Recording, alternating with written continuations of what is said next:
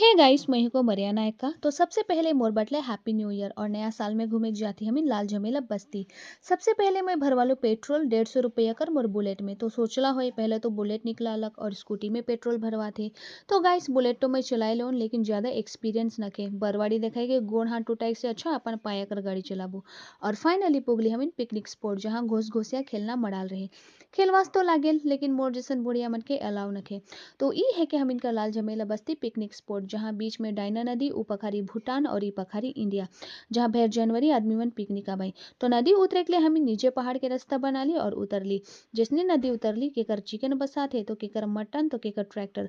पर मोर कोनो फायदा नखे मैं तो आलू भरता खाऊन। हुआ मैं पालो मोर दुगो मुस्टंडा दोस्त मन के। जे मन इकर उकर कढ़ाई में हुलेक चलत रहे। छोड़ी मने पतियाला हले नीचे जाए के पटाई लेबा। उमन से बतियात ही रहो कि गाना का आवाज सुन के मोर गोड़ कापेक शुरू कर देलक। फिर आली मेन मुद्दा में खाई पिए कर। जहाँ